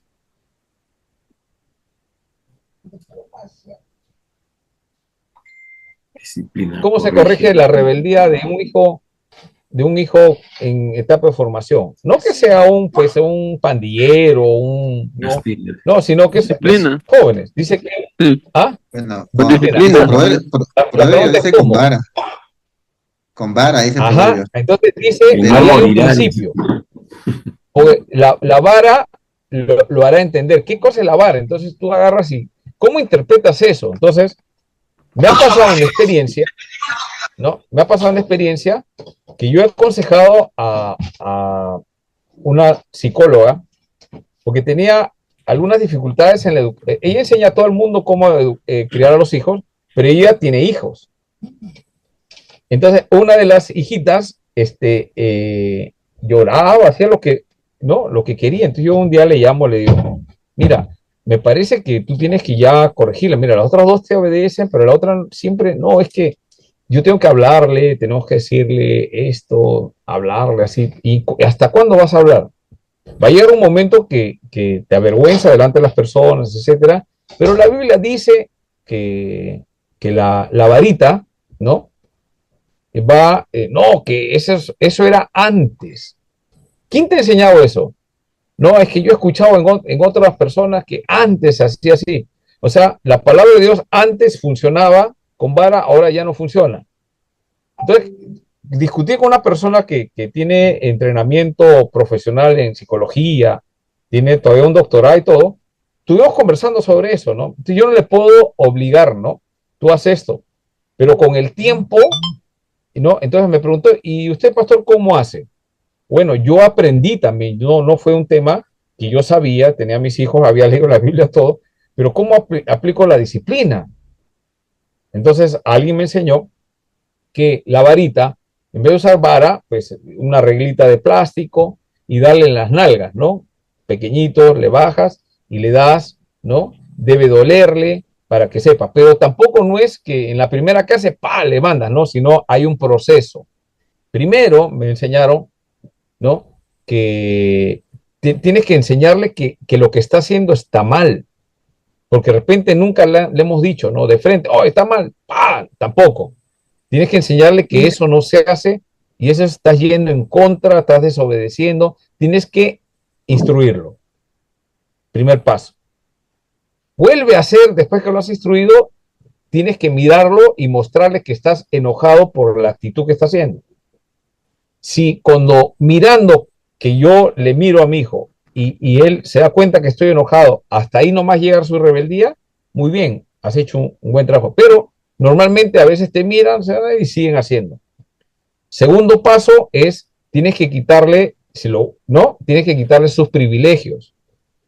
¿No? ¿Qué son sus privilegios? Pues usted sabe que contemporáneamente, pues videojuegos, algún juguete, la tele, no sé, algo que le guste, tienes que quitárselo. Un día, 2 días, dependiendo, ¿no? Para que entienda. Entonces, si con eso se corrige y ya no vuelve a cometer, muy bien, ha llegado hasta el quite de privilegios. Ahora, ya le has quitado, ya le pones la cara, le quitas el privilegio y vuelve a hacer lo mismo, ¿qué haces? Ahí sí viene la disciplina con la varita, ¿no? Entonces puede ser una reglita, te bajas el pantalón y le dices, el Señor ha dicho que tengo que corregirte y le tienes que dar. Entonces yo lo que pregunté a ese pastor que me enseñó, ¿qué hago? Le doy despacito como para que no le duela, como que el Señor lo está diciendo. No, dice varita tiene que doler, porque si no duele, lo mismo que nada, pues estás haciéndole caricia con él, ¿no? Estás haciendo mal, te tiene que dolerle unas 3 veces y tiene que llorar, tiene que sentir que lo que ha hecho ha pasado todo ese proceso. Esa es la disciplina con la varita, ¿no? Ahora, algunos no usan la varita, otros usan una correíta, ¿no? Que la tienen ahí más fácil para poder disciplinar. Y una vez que ya ha recibido la disciplina, explicarle, ¿no? Al niño, a la niña, que lo que ha hecho es incorrecto. Ya te he advertido 1, 2, 3 veces, hemos pasado el proceso y hemos llegado acá. No quisiera, pero el Señor me dice que tengo que disciplinarte. Porque si no te disciplino, serías como alguien que yo no amo, pero porque te amo, te disciplino. Eso es lo que enseñan las Escrituras, ¿no? Entonces, ahora, hazlo, pues es todo un tema, ¿no? O sea, a la hora de dar con la varita, ya se te pasó todo, ya no estás molesto, nada, no. Entonces, no es que tú corrijas molesto, ¿no? Molesto uno, pues a veces puede pegar, pero cuando ya se te bajó, a veces no quieres hacerlo, entonces tienes que mantener esa firmeza de lo que has dicho y los procesos, ¿no? Entonces, en la experiencia mía, eso lo tuve que aplicar y sí me ha funcionado con mis hijos, ¿no? Ninguno está resentido, ni me ve como el papá malo, posiblemente a la hora que le estaba dando, seguramente para ellos era malo, pero después le mostré que era mi responsabilidad como padre corregir su rebeldía de ese momento. O sea, cuando eran niñitos, pues mi hijo mayor era que le gustaba, le llevaba algún juego y él no quería salir del juego, le daba 2, 3 a José Antonio, pues. 2, 3 y me hacía todo, ya cuando terminábamos, ya vamos, me hacía todo un show, se tiraba al suelo, lloraba, todo un tema, ¿no? Pero tenía pues 5 o 6 años, ¿no? Entonces habría que corregirlo, ¿no? Entonces él ha llegado a esos extremos, ¿no? De la corrección, bueno, y se ha corregido en ese momento, él ya entendió y ya va creciendo, ¿no? Ya va creciendo, ya va entendiendo que cuando yo ya le miro, él ya sabe cómo comportarse. Eso sigue funcionando en la adolescencia, sigue funcionando ahora que es joven, ¿no? Entonces, esa es mi función. ¿Lo he hecho bien? No lo sé. Seguramente tengo fallas. De repente por ahí me he levantado la voz, un poco ahí, y son cosas que hay que corregir pidiendo perdón, arreglando, etcétera, ¿no? Pero esa es una forma. Ahora, alguien me escucha, digamos, a Julio, ¿no? Tú haces eso cuando tú es tu decisión, ¿no? Como fue mi decisión en ese momento, me funcionó a mí, ¿no? Pero no está en la escritura exactamente cómo vamos a hacer. Es un proceso, ¿no? Que hay que ayudar, de frente no hay que dar la vara, ¿no? Se supone que con la vara ya después de eso ya no debe pasar eso, ¿no? En algunos casos, hay algunos que son un poco más rebeldes todavía hasta que aprenden, ¿no? En caso de otros, por ejemplo, que es el caso de mi hija, la segunda, ella no necesitó el tema de la vara. ¿Por qué? Porque vio a su hermano, ¿no? Que salía llorando, así. Entonces yo cada vez que yo salía de la disciplina, ella agarraba y estaría escuchando, se asustaría, no sé, y la encontraba barriendo, chiquitita barriendo, ¿no? Barriendo, acomodando las cosas. Papá, estoy limpiando, mira, estoy acomodando, ¿ah? Mi cuarto está acomodado, ¿no? Entonces ella mirando eso, que hay que corregir unas cosas por ahí que ha aprendido, ¿no? El trato con el varón es una forma y el trato con las señoritas, mujercitas, es diferente, ¿no? Hay que considerar lo que las escrituras dicen, porque la mujer es un vaso frágil. El varón no, el varón sí no es vaso frágil, ¿no? Es vaso, otro tipo de vaso, ¿no? Pero hay una distinción. Ambos hay que disciplinarlos y corregirlos, claro que sí, pero los tratos son diferentes, ¿no? Las señoritas o niñas, mujercitas o mujeres son vasos frágiles. El Señor dice ahí que hay que tratarlos como vaso frágil. Entonces hay que tener ciertas consideraciones en el trato con ellas, ¿no? Entonces, bueno, esa es una explicación ahí, pero no, eso no es eso es inspirado por Dios, no, no, es en la práctica, ahí, digamos, yo lo considero, esa enseñanza de ese pastor que me dio a mí, como una sabiduría, alguien que en la experiencia, ese pastor que me enseñó, ha tenido pues tres, cuatro hijos, tres hijos, dos mujeres, un varón. Ellos ya están adultos, ¿no? Tal vez algunos lo conocen, era mi profesor del seminario, Lucas Grandes, tal vez algunos lo conocen, y él me enseñó, ¿qué es su hijo ahora actual? Ya, él está pastoreando una iglesia en Guatemala, y las dos hijas se han casado con dos pastores, y están en el servicio, bueno, con sus profesiones, pero están sirviendo en alguna iglesia. Entonces yo creo que él hizo eso, dice, con sus hijos, y es una sabiduría el resultado, ¿no? Entonces uno mira y dice, bueno, hay que hacerlo, ¿no? Porque eso me va a ayudar a poder hacer. Pero aplicado pues correctamente, la disciplina se ejerce con amor, no con cólera, ¿no? Diferentes cosas, no es la clase. El punto es el siguiente, ¿no? Que, como decía Julio, la recomendación, ¿no? Pablo recomienda, esa recomendación sí es palabra de Dios. Yo estoy aconsejando, recomendando, no es palabra de Dios. Puede contener sabiduría, pero no es la palabra de Dios. La palabra de Dios es que lo disciplinemos, los amonestemos. La palabra de Dios es que hay que usar la varita, etcétera, en la enseñanza, ¿no? Entonces, se entendió, ¿no? Un poquito ese tema, ¿no? El texto que habíamos citado al comienzo con respecto al tema de te borraré del libro de la vida, ¿no? Regresemos a ese pasaje un ratito para terminar la idea. 3:5. ¿Hasta ahí se entendió? Amén, amén. 3:5. El versículo 4 dice, pero tienes unas pocas personas en Sardes que no han manchado sus vestiduras. Ya el remanente.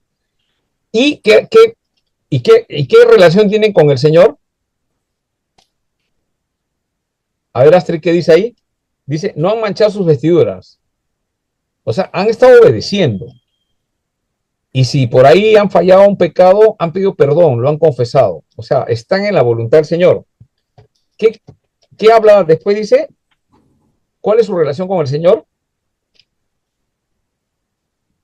Estamos en el Es versículo 4, Apocalipsis. Ah, ya. 3, 4. Ya, bueno, dice, pero tienes una pocas personas en Sardis que no han manchado sus vestiduras y andarán conmigo en vestiduras blancas porque son dignos. Ya. Estos son los obedientes, pues. No son perfectos, Astrid, no son perfectos, son como nosotros, que fallamos, estamos en esa, pero confesamos nuestras faltas, el Señor ha puesto de su espíritu en nosotros, nuestra conciencia está cautivada por la palabra de Dios y me doy cuenta que estoy cometiendo y me pongo a cuenta, pero también hago voluntad de Dios, veo que la palabra de Dios no tiene error, la estoy meditando día y noche, estoy en ese proceso, dice, esos son los que no han manchado sus vestiduras. Esos, en la iglesia de Sardis, unos están muertos, pero hay algunos que sí están vivos. Esos son los que andarán conmigo, habla de una relación. Tienen una relación con el Señor. El Señor los conoce, porque conoce al que está muerto, pero conoce a estos también. Andarán conmigo en vestiduras blancas. ¿Por qué? Son dignas, no porque hacen algo bueno, sino porque el Señor las ha salvado. El Señor les ha dado ahora son hijos de Dios. Por eso son dignos. Ninguno de nosotros somos dignos por nuestros propios méritos u obras, sino porque Él ha hecho una obra, nos ha redimido y nos permite poder estar en una buena relación con Dios. Eso es lo que Jesús advirtió, ¿no? No todo el que me dice Señor, Señor, sino el que hace la voluntad de mi Padre. Es el que entiende que las Escrituras es suficiente. Es el que entiende que las Escrituras no tienen ningún error ni contradicción, ¿ya? Y mira lo que dice el versículo 5. El que venciere, ¿no? Será vestido de vestiduras blancas. Astrid, ¿quiénes son los que han vencido? El que venciere. Los que han permanecido, los que han andado con el Señor y no han manchado sus vestiduras, ¿no? O sea, son salvos, son los que están ahí, ese remanente, ¿no? A esos que venciere será vestido de vestiduras blancas y no borraré su nombre del libro de la vida. Y confesaré su nombre delante de mi Padre, delante de los ángeles. Este pasaje no habla de pérdida de salvación. Habla acerca de esas personas que han tenido una buena relación con el Señor. Entonces, cuando nosotros encontramos las Escrituras y las leemos de esta forma, entendemos que la salvación no se pierde. Entonces, una aparente contradicción tiene una respuesta. Tenemos que leer todo lo que las Escrituras hablan acerca de la salvación, etcétera, ¿no? Entonces, ¿qué pasa? Que las teologías contemporáneas están atacando estas cosas. Hay personas que hablan sobre puntos y quieren enseñar y se olvidan lo que las Escrituras dicen. Y es lo que nosotros tenemos que cuidar. Nosotros tenemos la responsabilidad de cuidar, ¿no? Mira, ese texto, mira, acá hay un comentario que quiero leerlos acerca de ese pasaje. Dice, este texto, desde el punto de vista de la Iglesia Reformada, ¿no? La forma correcta de interpretación es una manera afirmativa y de seguridad, no como una amenaza de perder la salvación. Este texto no habla de perder ningún tipo de salvación. Entonces, primero, el primer punto del argumento es que el libro de la vida representa el registro de todos aquellos que pertenecen a Dios. ¿Quiénes son los que pertenecen a Dios? Los elegidos. Ese es un principio importante. Hay unos que son predestinados, son elegidos. Ya los ha elegido. A ver, Roger, buenas noches. Y hago la pregunta a todos. ¿En qué momento Dios nos elige?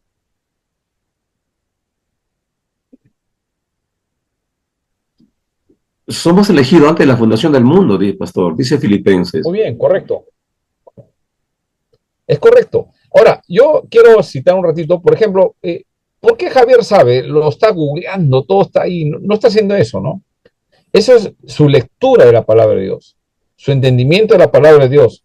Entonces, entendemos que la elección es ¿De dónde ha sacado, hermano Javier, esa? De un texto, como él está citando, de Filipenses. Sí, Efesios 1, El 4 problema al es, 8. sí, el problema es cuando no sabemos. ¿Por qué no sabemos? Porque no leemos la Biblia y repetimos lo que otros repiten. Entonces, en la teología, nosotros somos de teología reformada. ¿Por qué? Porque nosotros, esa teología que se hizo en la reforma, se establecieron principios. Uno de los principios es la inerrancia de las escrituras. Sola escritura. Es suficiente la escritura. Es autoridad para mi vida.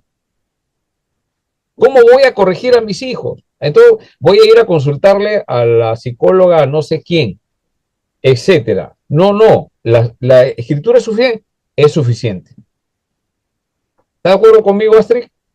Necesitamos alguien que nos diga cómo un especialista en niños o la palabra de Dios. ¿Qué necesitamos?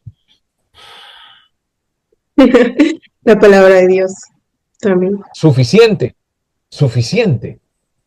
Ya, Profesor, bueno, no terminar la historia con la hermana que le dije. Entonces la hermana un tiempo me dijo no, que no le parecía, no estaba de acuerdo con el tema de la violencia, pero yo le digo que acá no hay violencia, no, es que la correíta es una forma de ver, ese pues es un padre, un enajenado, un descontrolado que agarra a sus hijos y le manda con manguera, con zapato, con lo que agarra, se lo avienta a los hijos. No, eso no es disciplina de amonestación del Señor. La disciplina es diferente, ¿no? Entonces le expliqué, no, que por acá. Al paso del tiempo, ella también orando, porque, ¿qué hago, Señor? ¿Qué hago, Señor? Y el Señor le dio de hacer este consejo, ¿no? Y ella lo ha empezado a aplicar con sus hijas y le está trayendo resultados, ¿no? Todavía están pequeñas, una excelente edad para poder formarles, ¿no? Entonces, lo está aceptando. Entonces, la palabra de Dios ahora me dice ella, es suficiente la palabra de Dios. Entonces, dentro de lo que ella aconseja siempre, bueno, trata de aplicar principios bíblicos con respecto a algunas cosas, ¿no?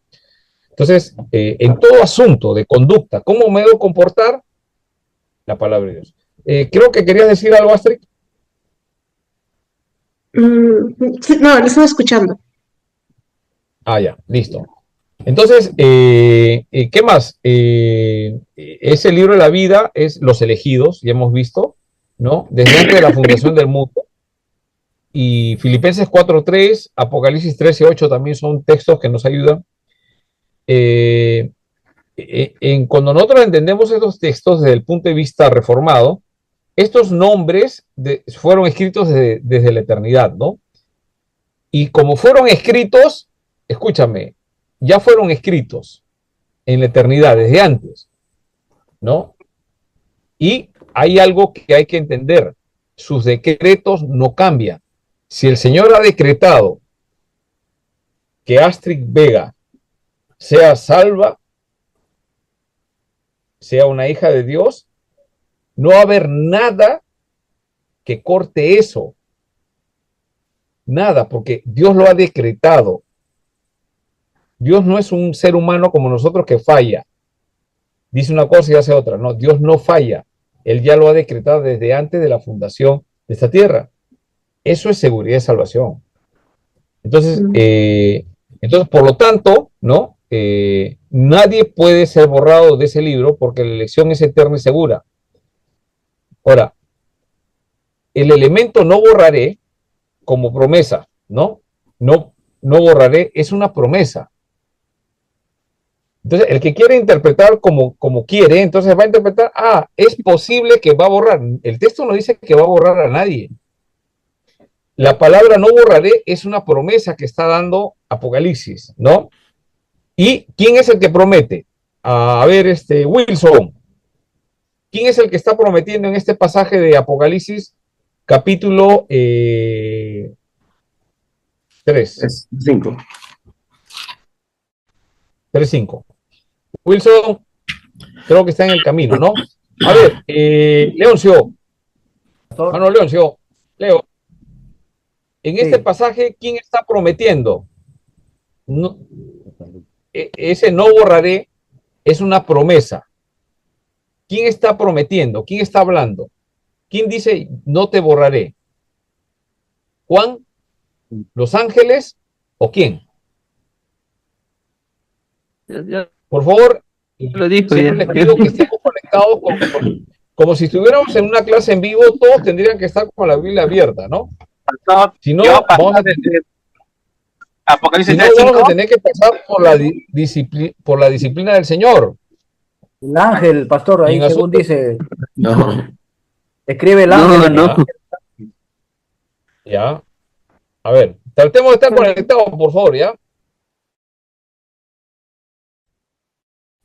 Ahorita nos vamos a elegir. Yo creo que es la base para poder entender las escrituras. Algunos ya lo entendieron. Juan, Los que Juan, ya entendieron, escribe al yo sé ángel. que quieren avanzar, pero permítame, por favor, los hermanos que ya comprendieron que los otros hermanos que están estudiando acá van a cometer el error de seguir interpretando incorrectamente las escrituras, pensando que hay una contradicción y no hay contradicción. Entonces tenemos que ver en este texto, a ver, Leo, ¿qué cosa me dijiste? No te escuché.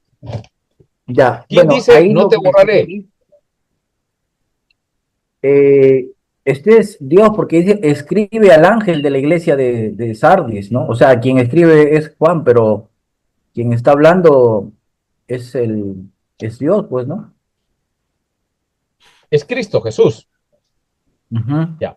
Traten de conectarse, por favor. Entonces, Jesús, ¿qué está diciéndole a la iglesia de Sardis? ¿A quiénes? ¿A todos? A ver, Yamir, por favor, prende tu audio. ¿A quién se dirige Jesús? ¿A todos los de la iglesia de Sardis o a un grupo en especial? Y si es un grupo especial, ¿quiénes son?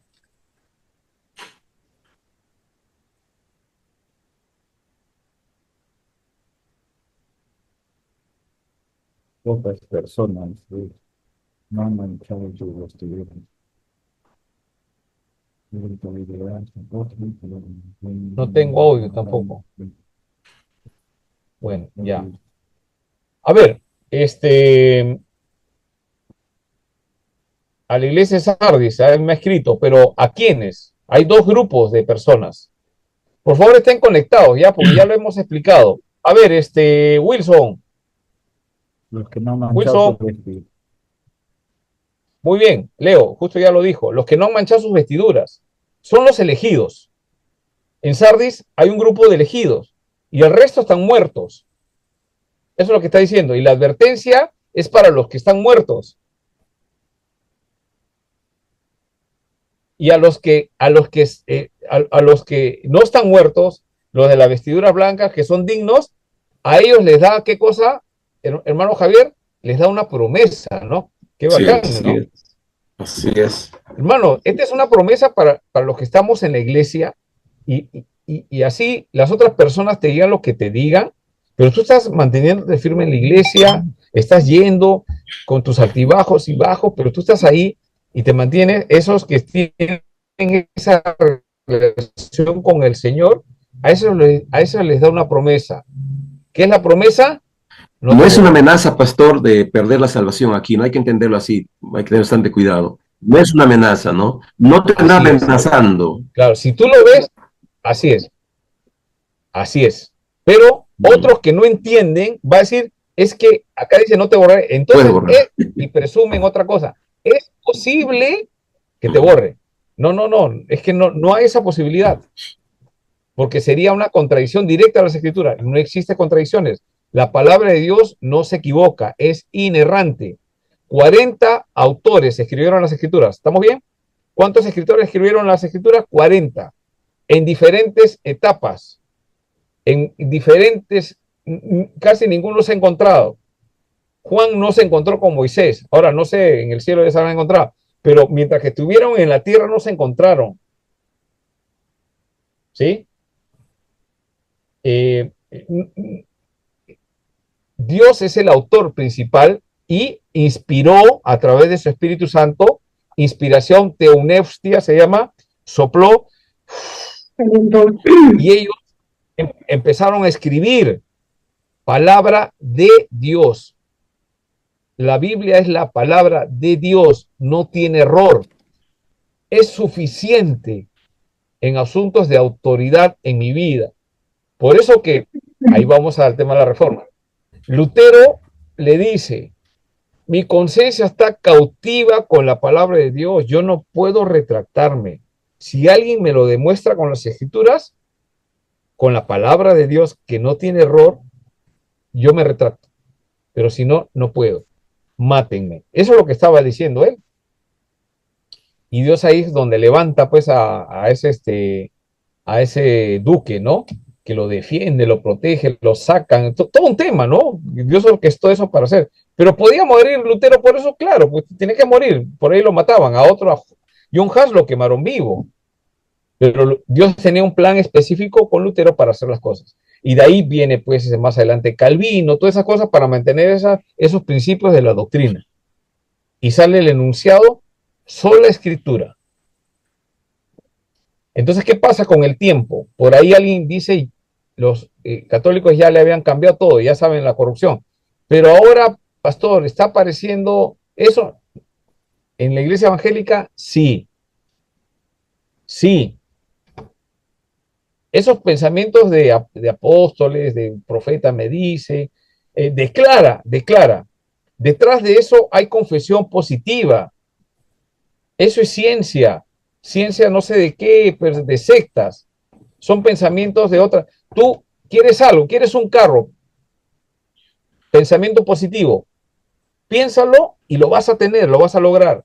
Eso lo han metido dentro de la iglesia como si fuese un asunto de fe. Pero eso no es bíblico, eso es teología contemporánea. No, pero tú, entonces empiezan a mezclar y tú dices, sí, pues, ¿no? Y por ahí ya tú, ya listo. Y si no has recibido es porque no tienes fe. Entonces, la gente, no tengo fe, pues, ¿no? Y aparece, pare de sufrir. ¿Sí? ¿Han escuchado? Pare de sufrir, esa iglesia, ¿no? Donde a la larga, el único que ha parado de sufrir es el pastor, que se ha enriquecido porque el resto de la gente sigue sufriendo, ¿no?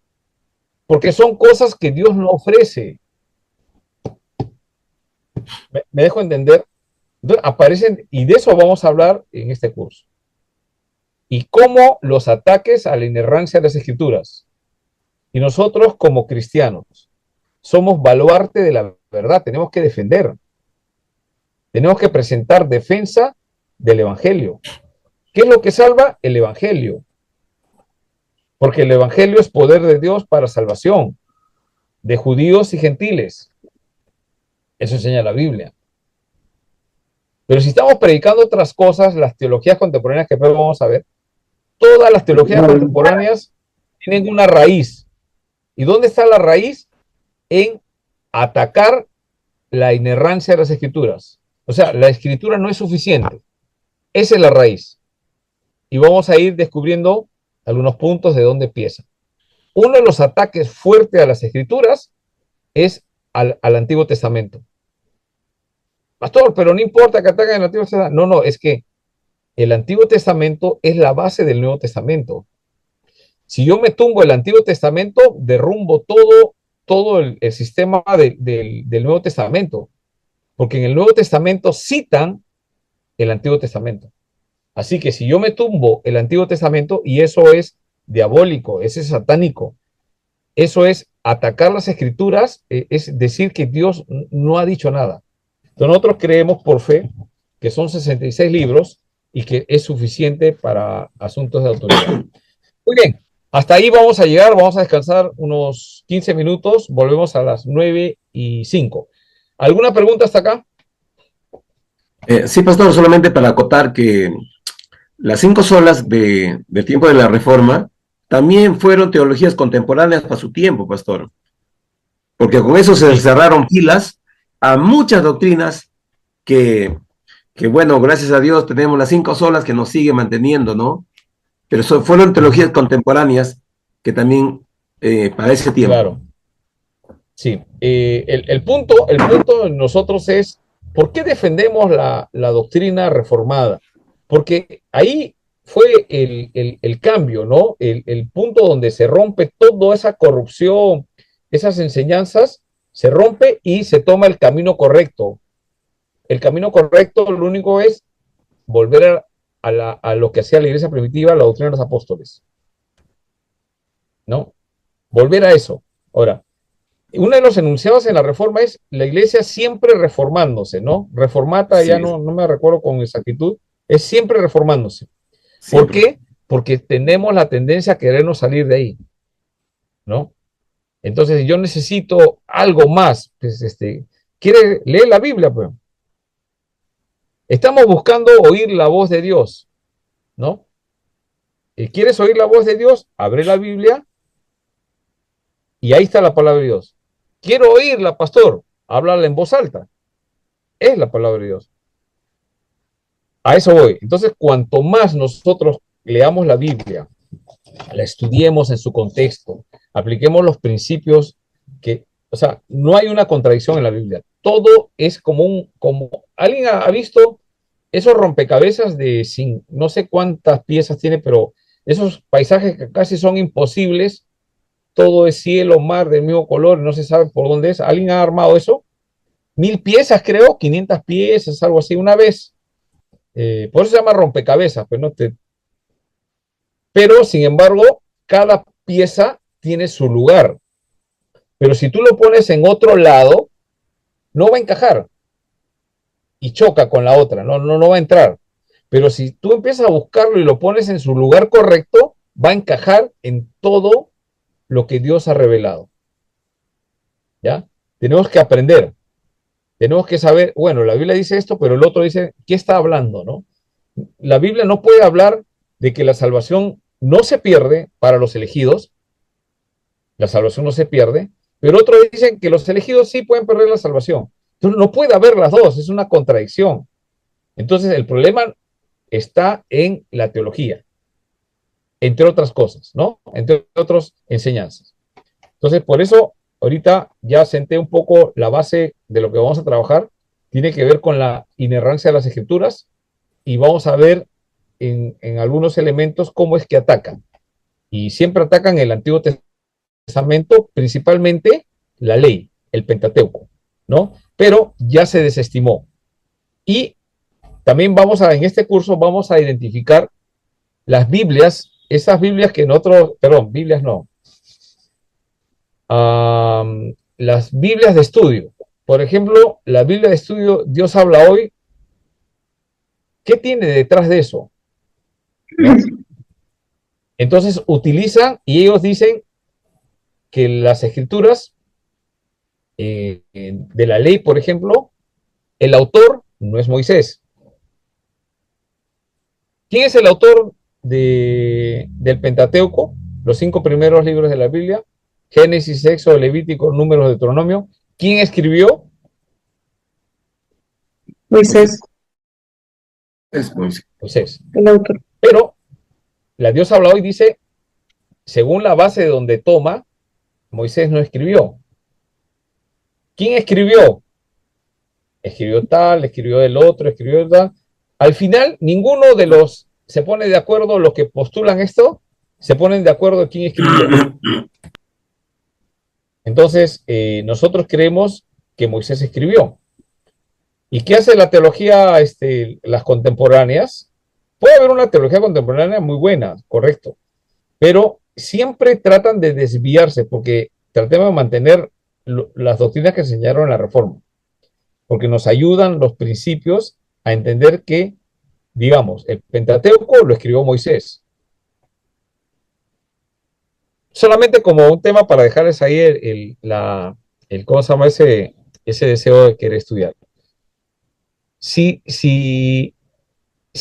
el Pentateuco no lo escribió Moisés, entonces, ¿por qué Jesús cita?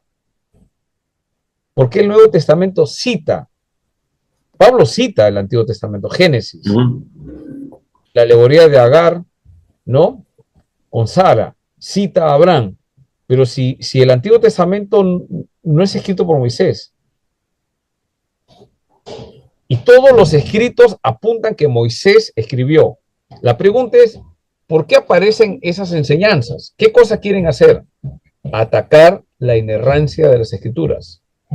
quieren derribar todo eso. Entonces, cada uno crea lo que mejor le parece. Vive como puedas. Entonces, por ahí alguien se atreve a decir, mira, escúchame, se atreve a decir que entre David y Jonatán, el hijo de Saúl, había una relación porque David dice, el sentimiento que tengo contigo es mejor que el de una mujer. Entonces algunos, mira, la mente retorcida, ahí hay cochinadita, ¿no? Ahí hay homosexualidad. David y Jonatán tenían una relación homosexual, ¿no? ¿De dónde sacan esos pervertidos? Entonces, no, es que empiezan a argumentar. Entonces, cualquier persona escribió pues el Antiguo Testamento. No. La ley la escribió Moisés. Los argumentos no, es que no sabía escribir. Sí sabía escribir. Moisés, príncipe de Egipto. Hay textos, en las cuevas Qumran encuentran escritos que desestiman eso. La arqueología moderna ha descubierto que antes en Egipto ya había escritura, que la gente escribía. Pero el argumento de estas personas es, no, Moisés no escribía, era un ignorante, y como no es ignorante no puede escribir. No, te equivocaste. Las escrituras dicen que Moisés escribió. Debería ser suficiente, después vamos a demostrarlo. Debería ser suficiente lo que dice la escritura, no tener que buscar en la arqueología, en otras cosas para demostrar, pero ha tenido que hacerse para poder desactivar todos estos movimientos que atacan la inerrancia de las escrituras.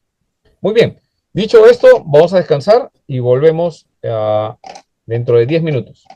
¿Ya? Descansamos.